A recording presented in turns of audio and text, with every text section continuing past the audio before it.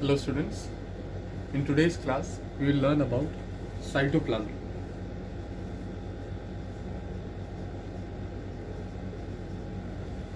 पिछले दो क्लास में हमने सेल का outer structure that is the plasma membrane और न्यूक्लियस के बारे में पढ़ा था. ठीक है, न्यूक्लियस के बारे में. Now we will learn about the matrix or the liquid that is in between the plasma membrane and the nuclear membrane. Plasma membrane और nuclear membrane के बीच में जो liquid है उसके बारे में बात करेंगे. That is called the cytoplasm. Matrix in between plasma membrane and nuclear membrane. इन दोनों के बीच में जो भी liquid है. Now,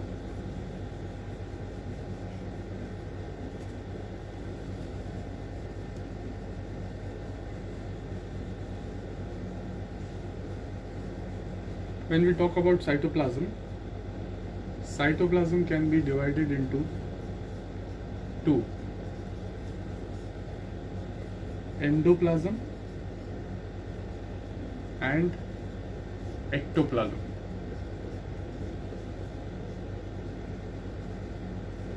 ठीक है, साइटोप्लाज्म में होता क्या है? पहली बात तो साइटोप्लाज्म एक लिक्विड है. ठीक है, इट इज अ सॉल्यूशन या फिर लिक्विड मटेरियल, एमॉर्फस लिक्विड कह सकते हैं.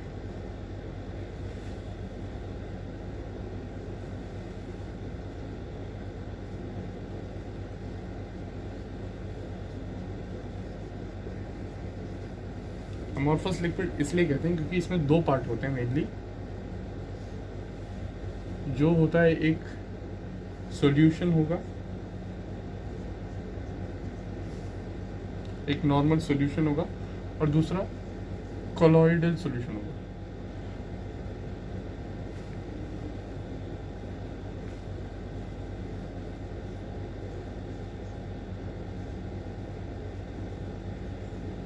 कोलॉइडल सॉल्यूशन मतलब जैसे हम नॉर्मली हम वाटर लेते हैं, वाटर में नॉर्मल सॉल्ट्स मिलाए, वो सब जो है वो नॉर्मल सॉल्यूशन होता है.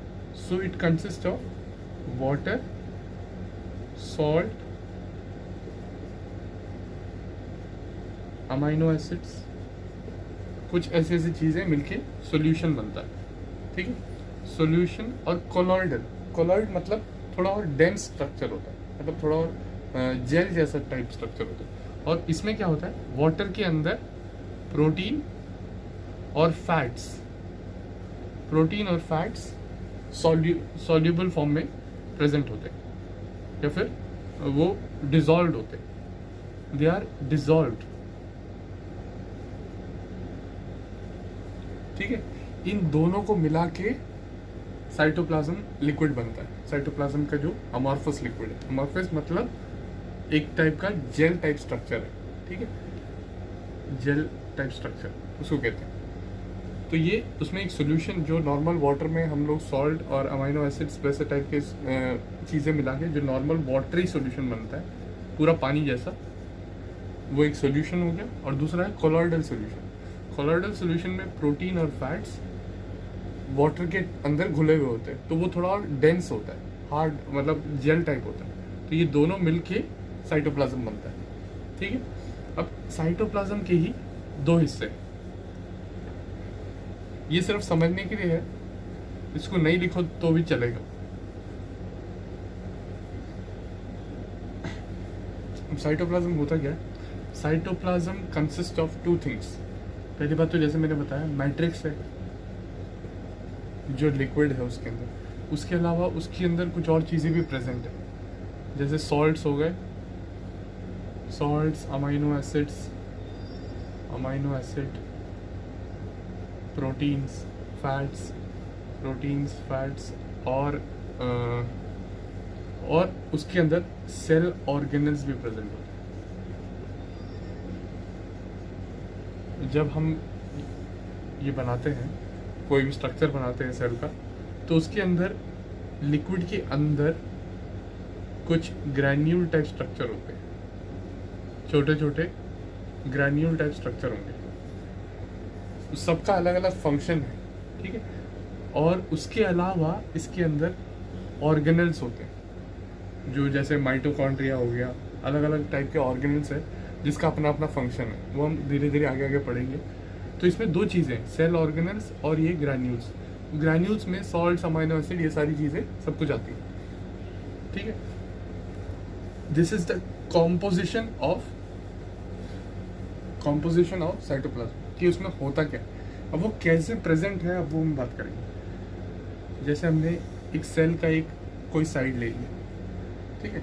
सेल के साइड में जब देखोगे तो सेल की जो पेरिफेरी है, जो बाहर का जो हिस्सा होता है, वहाँ पर ये जो है, ये जो छोटे छोटे ग्रैन्यूल्स जो हैं बहुत ज़्यादा मिलेंगे, ठीक है। सेल के बिल्कुल आउटर साइड पर जो है वो हमेशा बहुत ज़्यादा होगा, ये जो ग्रैन्यूल्स है वो हमेशा बहुत ज़्यादा होता है।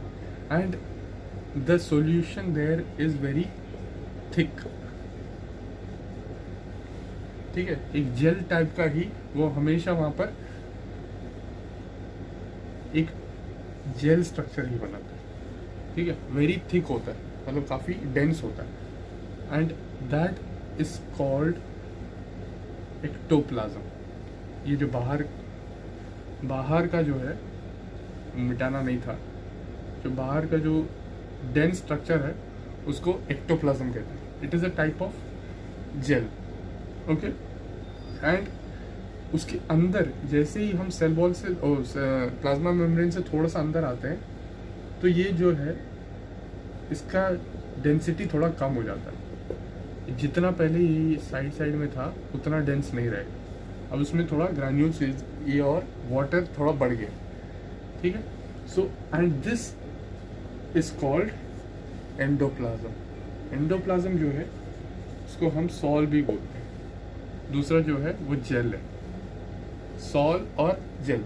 जेल जो है थिक होगा, ठीक है, और सॉल जो है बिल्कुल ही वाटर कंटेंट उसमें ज़्यादा होगा। Water content will be much more than that of the gel, ठीक है।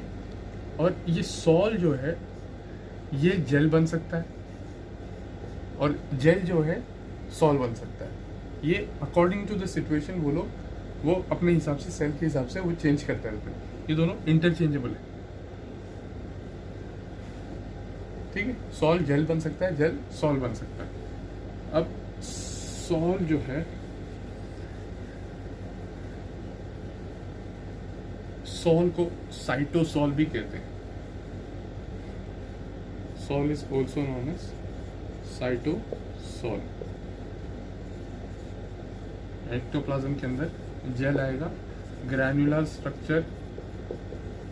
स्ट्रक्चर विल बी मच मोर।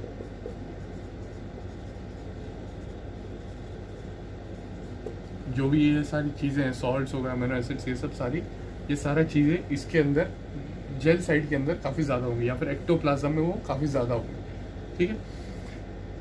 अब जो है इसके फंक्शंस के बारे में पढ़ते हैं कि साइटोप्लाज्म का फंक्शन क्या क्या है।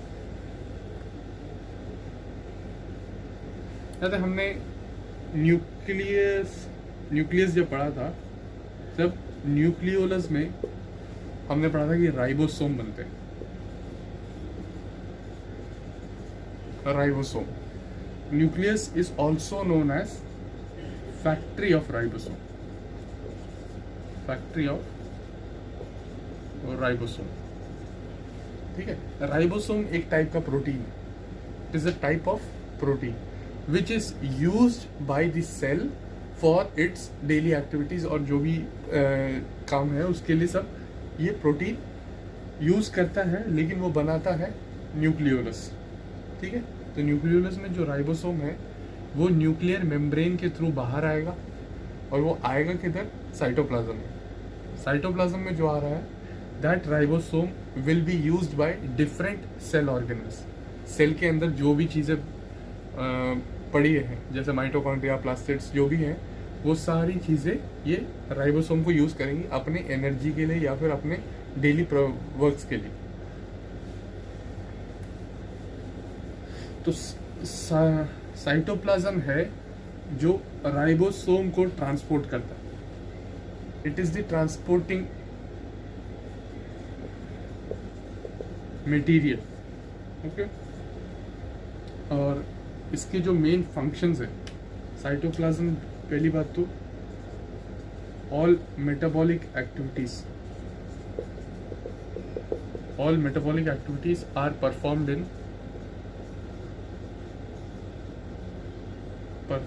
इन साइटोप्लाज्म। जो भी मेटाबॉलिक एक्टिविटीज है वो सारे साइटोप्लाज्म में परफॉर्म होते हैं। मेटाबॉलिक मतलब जो डेली एक्टिविटीज होते हैं, ये फूड कंजेशन हो गया, उसका डाइजेशन हो गया, उसका एक्सक्रीशन हो गया, सब कुछ, रेस्पिरेशन हो गया, वो सारे मेटाबॉलिक एक्टिविटीज होते हैं, वो सारे परफॉर्म साइटोप्लाज्म में होते हैं। साइटोप्लाज्म में कोई ना कोई एक चीज करता है, ठीक है। मूवमेंट ऑफ द सेल,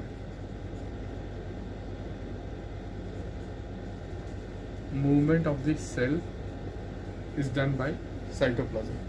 अब मूवमेंट मतलब एनिमल्स और प्लांट्स में ये सेल्स का मूवमेंट कम है, लेकिन कुछ ऑर्गेनिज्म ऐसे हैं जो सिर्फ मूवमेंट पर ही जिंदा है, ठीक है। वो मैं एक्सप्लेन करता हूँ कैसे है।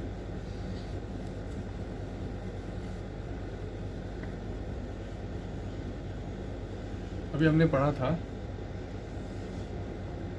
कि जो सेल के बाहर जो डेंस स्ट्रक्चर है उसको हम एक्टोप्लाज्म कहते हैं, ठीक है। काफ़ी डेंस स्ट्रक्चर होगा, काफ़ी थिक लिक्विड होगा, उसके अंदर जो है उसमें वो डेंसिटी कम होगी। ये एक्टोप्लाज्म, ये एंडोप्लाज्म। अब मैंने बोला था कि सॉल जो है it can be converted into gel and gel can be converted into sol, ठीक है। अब मैं एक केस लेता हूँ, जैसे अमीबा का केस ले रहा हूँ। अमीबा क्या है? यूनिसेलुलर ऑर्गेनिज्म है, वाटर के अंदर रहता है, और वो अपना फूड जो है वो through pseudopodia, formation of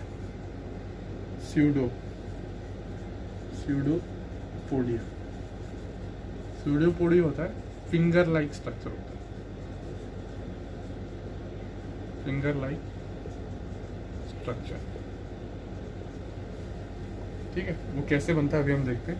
pseudopodia बोलते हैं। अब ये नॉर्मल सेल जो है वो ऐसे ही कंप्लीट होगा, ठीक है। इसके अंदर न्यूक्लियस होगा और बाकी सारी चीज़ें होंगी, ठीक है। अब जैसे ही कोई फूड पार्टिकल पास आता है, वाटर के अंदर ही कोई फूड पार्टिकल पास आता है, तो क्या करता है, ये जो जेल वाला एरिया है ये थोड़ा थोड़ा कन्वर्ट होने लगता है। This will convert into sol. Gel जो है सॉल में कन्वर्ट हो, मतलब जो थिक था अब वो थिन होने लगा है। तो इससे क्या होता है, ये मेम्ब्रेन अपना शेप चेंज कर सकता है। ये मेम्ब्रेन ऐसे शेप चेंज कर लेता है क्योंकि इसके अंदर पूरा सॉल है, थोड़ा मतलब उसकी डेंसिटी बहुत कम है, ठीक है। उसी तरीके से दूसरे साइड पर भी क्या करेगा, ऐसी एक फिंगर लाइक स्ट्रक्चर बना देगा और ये जेल से हटके ये लिक्विड वाला सॉल बन जाएगा। अब ये जो फिंगर लाइक प्रोजेक्शंस बने जो उसने फूड को पकड़ने के लिए बनाए, ठीक है, that is called as pseudopodia, ठीक है। अब ये इसको पूरे तरीके से कवर कर लेगा। थोड़े टाइम बाद क्या होगा, ये पूरे तरीके से कवर कर लेगा। उसके बाद ये इसके अंदर मिलते ही, इसको अंदर लेते ही ये पूरा वापस नॉर्मल शेप में वापस आ जाएगा। उसके बाद वापस ये जेल वाला हो जाएगा और ये अंदर जो है सॉल हो जाएगा। एंडोप्लाज्म और एक्टोप्लाज्म वापस वो अपना फॉर्म ले लेगा। So the cytoplasm is helping in changing the shape of the cell so that the food could be engulfed. वो अपने आप फूड को एनगल्फ करने के लिए एक सूडोपोडिया लाइक स्ट्रक्चर बना रहा, फिंगर लाइक स्ट्रक्चर। अब वो शेप चेंज करने के लिए जो मेन ये कर रहा है तो वो साइटोप्लाज्म है। तो शेप जो चेंज हो रहा है that is equal to movement, ठीक है। तो मूवमेंट के लिए हमेशा साइटोप्लाज्म की जरूरत है। और जैसे मैंने बताया सारी मेटाबॉलिक एक्टिविटीज, रेस्पिरेशन, डाइजेशन, सारे प्रोसेसेस जो है वो सारा साइटोप्लाज्म के अंदर होता है।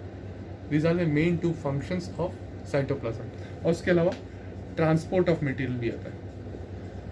ट्रांसपोर्ट ऑफ मटेरियल, जैसे मैंने बोला न्यूक्लियस के अंदर राइबोसोम बन रहा है, अब वो राइबोसोम बाहर निकलेगा, किसी और ऑर्गेनेल को चाहिए मान लो, तो वो it will travel through the cytoplasm. तो cytoplasm is acting as the transporting agent also. Transport के लिए भी साइटोप्लाज्म को यूज किया जाता है सेल के अंदर ही। These are the main functions of cytoplasm. Now we will start with cell organelles.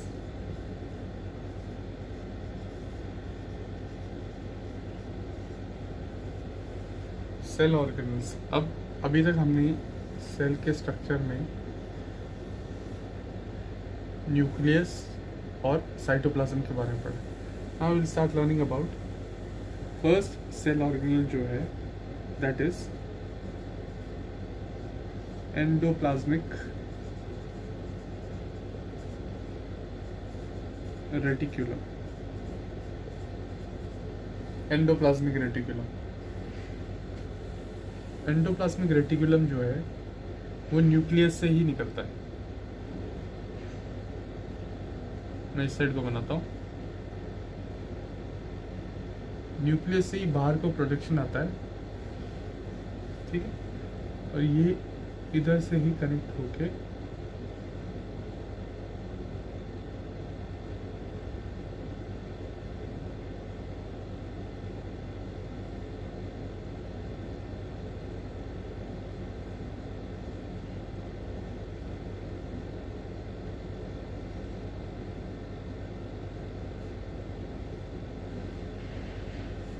Endoplasmic reticulum बनता है। जो एग्जैक्ट डायग्राम है वो बुक में ही देखना, ठीक है। तो एंडोप्लाज्मिक रेटिकुलम हमेशा it is connected from the nucleus. The nucleus has a blebbing out structure. इस ये जो पॉइंट है ना, ये न्यूक्लियस से जो बाहर को ये प्रोजेक्शन टाइप निकल रहा है, उसको ब्लेबिंग आउट कहते हैं। The nucleus has a blebbing out and that blebbing out continues to form the endoplasmic reticulum। इसको हम ER भी लिखते हैं, ठीक है। एंडोप्लाज्मिक रेटिकुलम को हम ER भी लिखते हैं। अब इसको पहली बात तो 3 स्ट्रक्चर्स में पढ़ना है। 3 स्ट्रक्चर्स में endoplasmic reticulum is divided into 3। First is the cisternae। Cisternae है जो अभी ये मैंने ड्रॉ किया, ये बाहर को प्रोजेक्टेड होगा न्यूक्लियस से ही, projected out from the nuclear membrane, start from the nuclear membrane and it has a long fibre like structure. एक लंबा सा चेन लाइक स्ट्रक्चर है, ठीक है। इसके पूरे बाहर,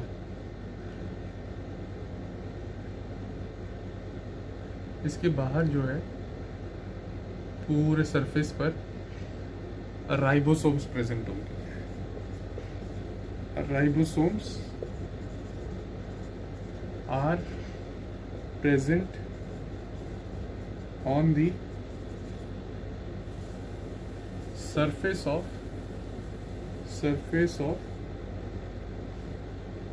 cisternes।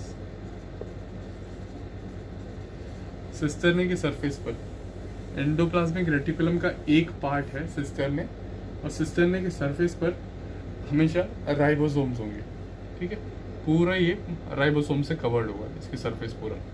और जो ये सरफेस पूरा राइबोसोम से कवर्ड है, इसको हम रफ एंडोप्लाज्मिक रेटिकुलम बोलते हैं। रफ एंडोप्लाज्मिक रेटिकुलम, ठीक है। इसको RER भी बोलते हैं, RER, रफ एंडोप्लाज्मिक रेटिकुलम। तो ये याद रखना, ये हमेशा न्यूक्लियर मेम्ब्रेन से जुड़ा हुआ है, जो सिस्टर्ने होता है। Cisternae is always connected to the nuclear membrane.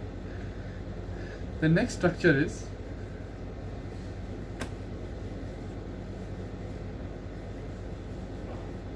the second one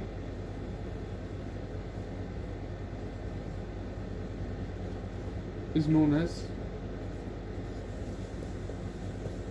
vesicle। Vesicle क्या होता है?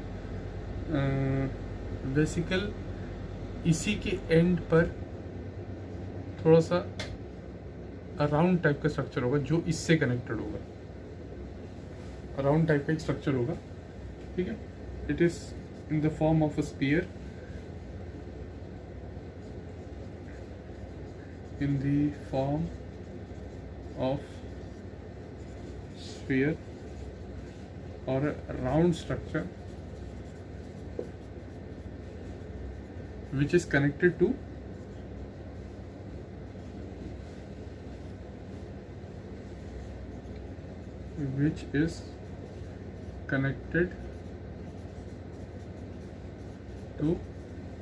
the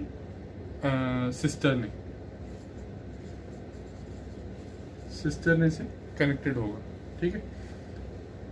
इसके बाहर कभी कभार राइबोसोम्स होते। There are some structures which have ribosome, there are some structures without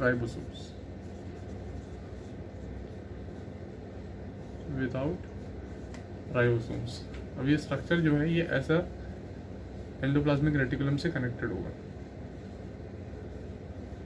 ठीक है, कहीं ना कहीं पर कनेक्टेड होगा। इसके किसी किसी के बाहर ये होते हैं, राइबोसोम्स होते हैं, और किसी किसी के बाहर नहीं होते, ठीक है, कुछ कुछ में नहीं होते। तो इट कैन बी विथ और विदाउट राइबोसोम्स। और लास्ट स्ट्रक्चर जो आता है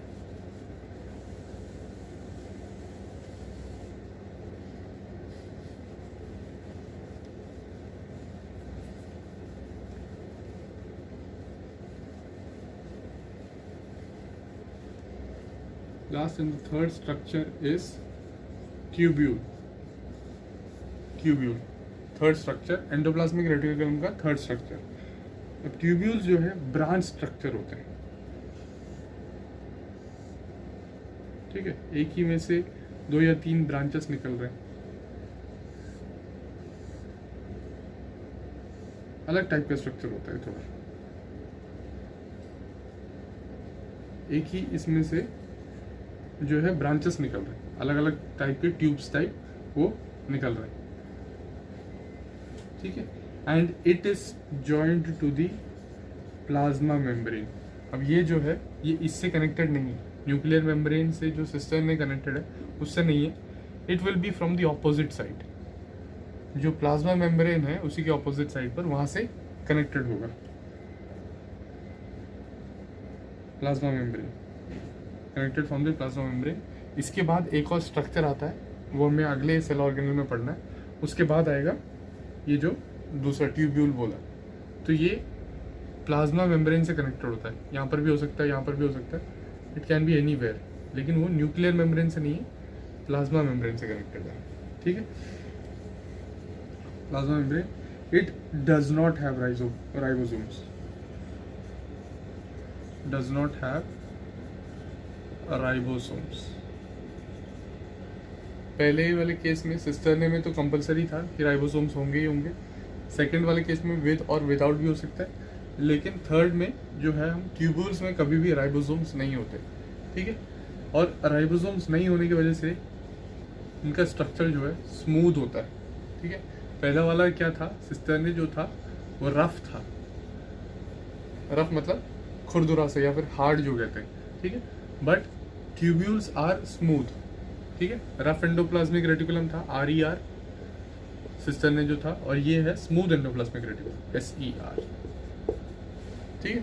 ये स्मूथ होता है, smooth endoplasmic reticulum, that is SER। This is the structure of endoplasmic reticulum. 3 चीजें बता दी। फंक्शंस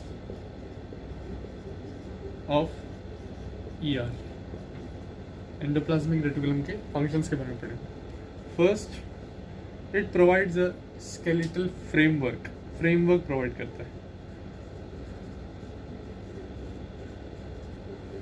इसका जो है मैं फंक्शंस जो है साथ में मैं फोटो डाल दूंगा वीडियो के साथ ही।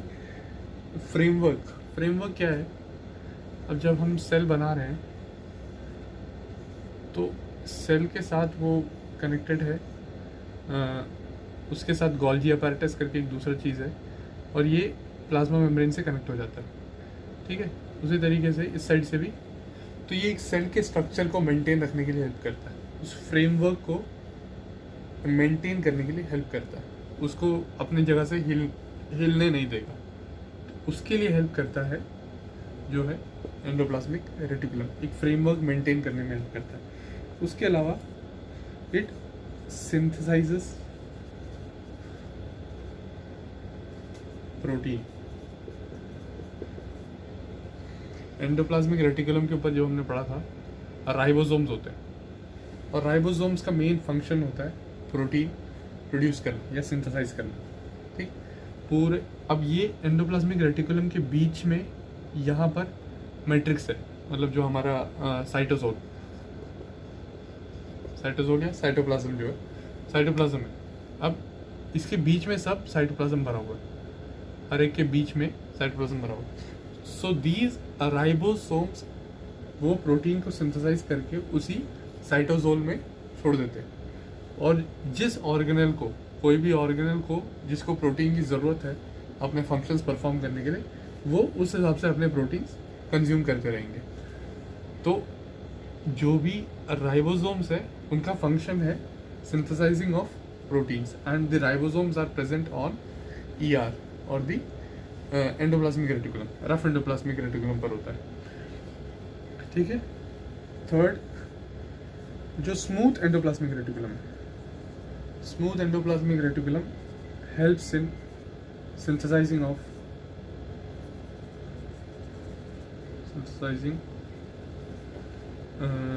fats and lipids.